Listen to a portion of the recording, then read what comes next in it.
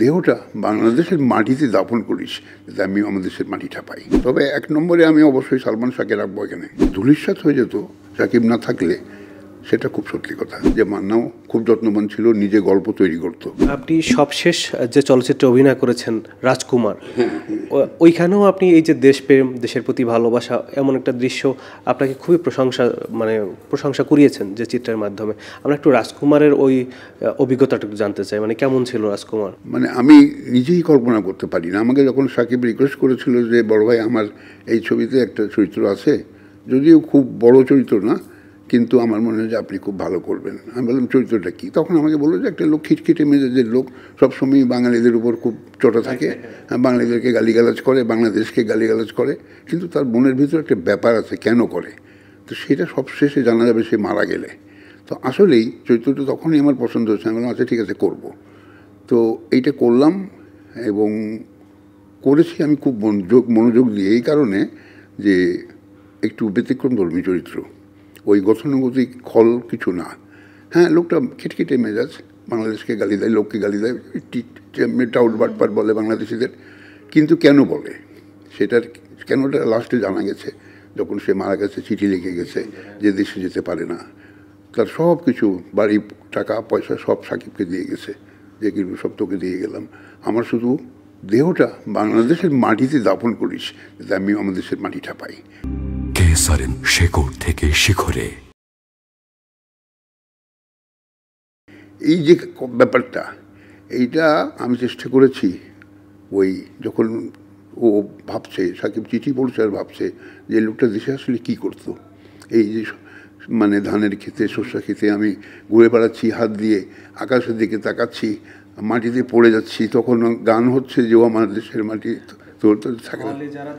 প্রত্যেকটা মানুষ এত কমপ্লিমেন্ট আমার কাছে এসছে ইয়েতে, এবং হলে আমি একদিন যেদিন আমি ছবিটা দেখলাম আমেরিকায়, আমার সঙ্গে অনেক দর্শক ছিল, বেরিয়ে এই লোকগুলোর কমেন্টে আমি বলি, আমাকে ডাকলো, ও সবাই মিলে বলে যে সরি ভাই একটু কথা শোনেন। আমি বলেন ভাই, বললো সারা জীবন আপনাকে আমরা গালি দিয়েছি, বললে সারা জীবন গালি দিয়েছি। তাহলে ভাই ওটা তো কমপ্লিমেন্ট, আমি খারাপ কাজ করেছি, গালি দিয়েছেন।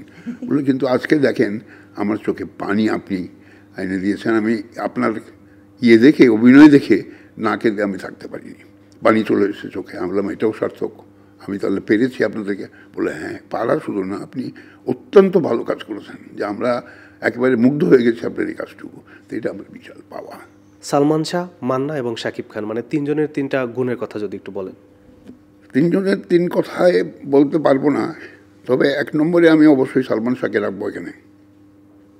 অভূতপূর্ব, আমার সামনে প্রথম ছবিতে আমার সঙ্গে কাজ করেছে, এটাও আমার বিশেষ একটা পাওয়া। এই ছেলেটা যখন আমার সঙ্গে প্রথম ছবিতে কাজ করলো, বোধহয় ছবিটার নাম কিয়ামত থেকে কিয়ামত, সোহানের ছবি।